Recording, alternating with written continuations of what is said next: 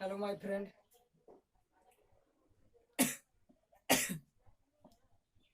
आज हम लोग पढ़ेंगे त्रिकोणमिति के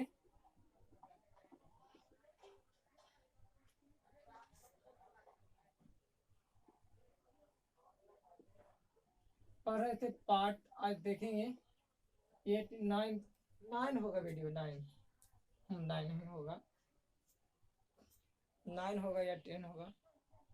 चलिए आज हम लोग पढ़ेंगे पार्ट 9 अगले वीडियो के बारे में। आज हम लोग पढ़ेंगे हाइट एंड डिस्टेंस के बारे में।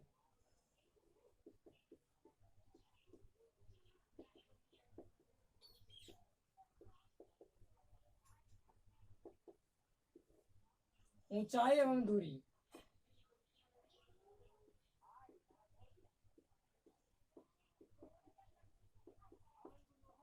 इससे पहले यदि आपको वीडियो हमारे अच्छे लगे तो आप अधिक से अधिक शेयर करें और सब्सक्राइब करें। चलिए हम लोग पढ़ेंगे हाइट एंड डिस्टेंस के बारे में। तो सबसे पहले हम लोग जानते हैं कि यदि हम लोग त्रिकोणमिति पढ़ रहे हैं तो उसमें सबसे ज्यादा समकोण त्रिभुज का, राइट एंगल ट्रायंगल का हम लोग चर्चा करेंगे। यदि आपको कोई दूसरा भी त्रिभुज दे दिया जाए तो उसमें लंब डालकर आपको राइट एंगल ट्रायंगल बनाने पड़ेगा।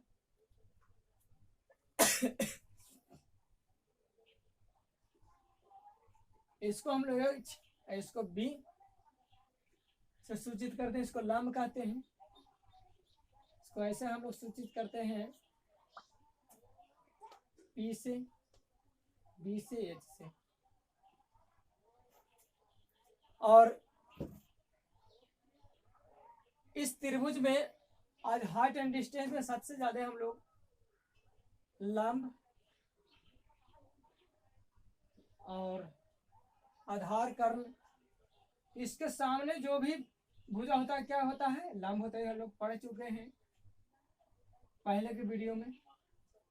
यदि आपको 90 डिग्री दिया हुआ रहे, आइए 45 डिग्री आपको दे दे, थोड़ा सा टॉपिक समझिएगा, तो ये भी अपना 45 डिग्री हो जाएगा। तो हम लोग जानते हैं tan, यदि हम लेते हैं tan 45 का मान तो होता है 1, तो 1/1 लंब,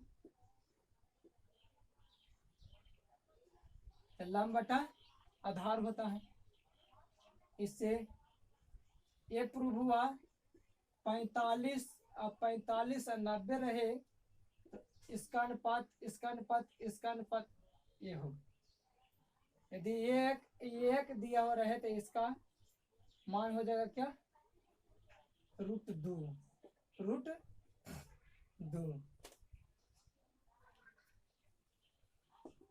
यही हमको याद कर रहा है। इसका मतलब इसके सामने वाला मान ही यदि दिया हुआ रहे तो ये मान निकल जाएगा, यही दिया हुआ रहे तो ये निकल जाएगा। यदि मान लीजिए कि 15 दिया हुआ रहे और मान ये 45 है, तो आपको इसका अनुपात 15 हो जाएगा, तो इसका भी अनुपात 15 हो जाएगा, लेकिन इसका अनुपात क्या हो जाएगा, 15√2। इसका प्रयोग कहाँ करते हैं हम लोग समझेंगे। और इसमें थोड़ा सा एक बात और है,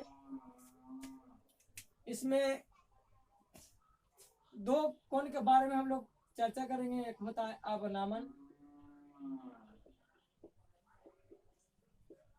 एक होता है उन्नयन।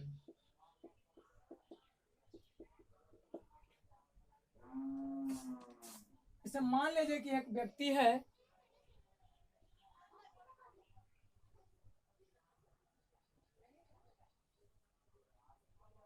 ये आपको देख रहा है इस तरफ, ये सीधे देखेगा, और यही व्यक्ति ऊपर देखे,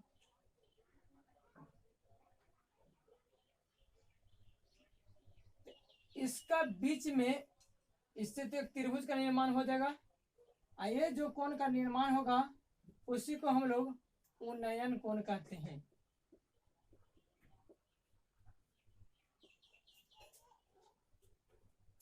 इसका मतलब उन्नयन मतलब ऊपरी ताके में जो कोण बनेगा, ऊपरी ताकते हुए शिखर पर जो कोण आंख पर बनेगा उसको उन्नयन।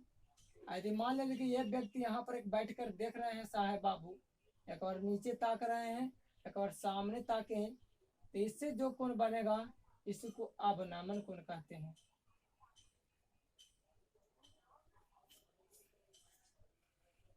ये कौन हो जाएगा अवनमन कोण, ये हो जाएगा उन्नयन कोण।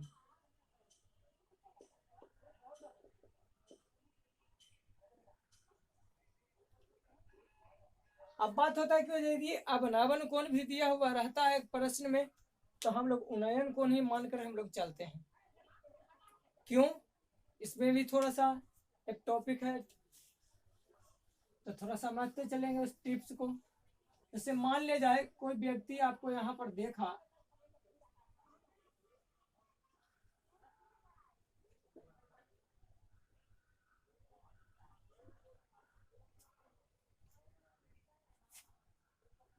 एकांतर कोण हम लोग पढ़े होंगे 9th-10th में कि ये कोण बराबर होता है, ये कोण बराबर होता है।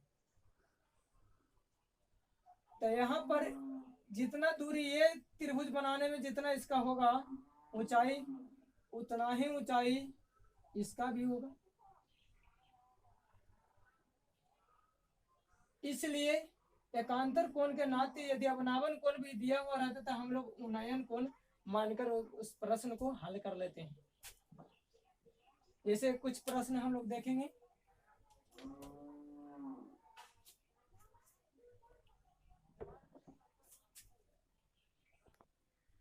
आपके सामने दिया हुआ एक प्रश्न, यदि एक उदग्र मीनार का साया की लंबाई उसकी लंबाई का 1/3 गुना है तो उसका सूर्य का उन्नयन कोण ज्ञात करें।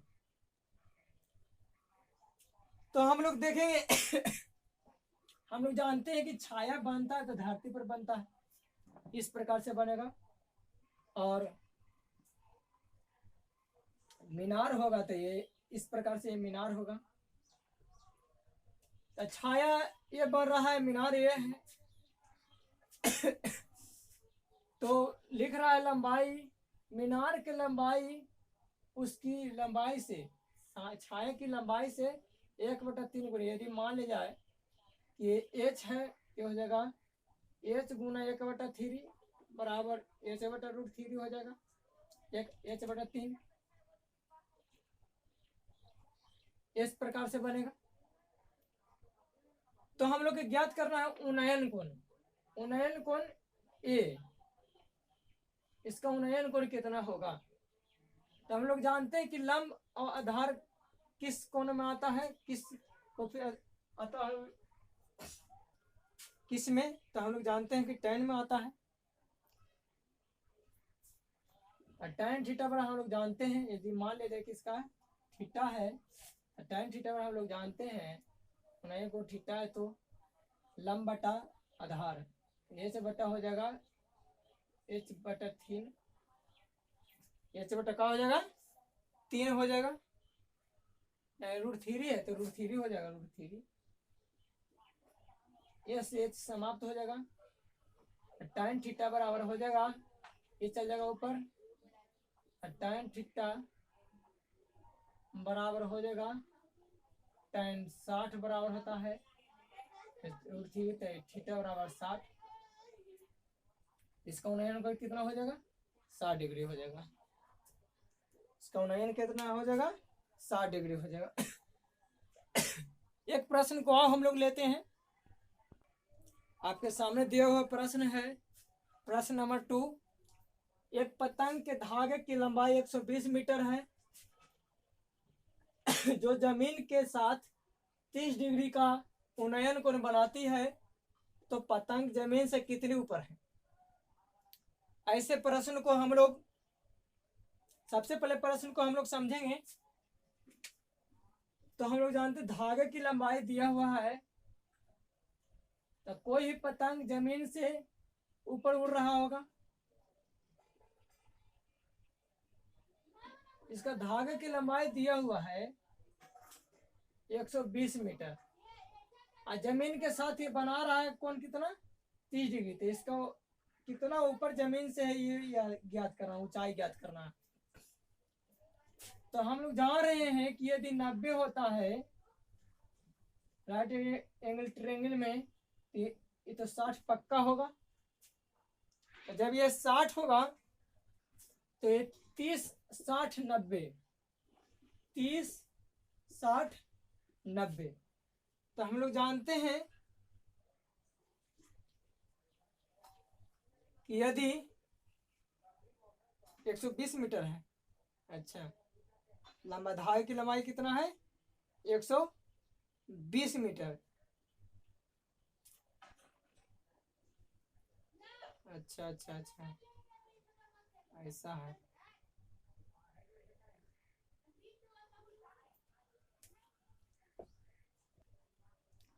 तो हम लोग जानते हैं कि tan 30 का मान होता है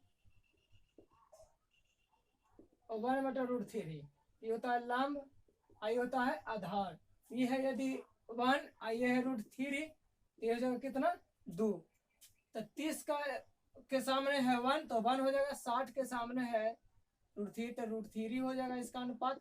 इसका अनुपात क्या हो जाएगा 90।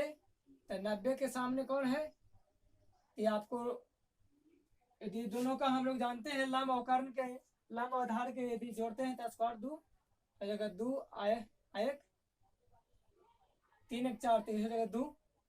तो हम लोग जान रहे हैं इसको मान कि 90 के सामने यदि आपको 120 दिया हुआ है तो 2 के सामने दिया हुआ है कितना 120, इसका मान कितना दिया हुआ है 120।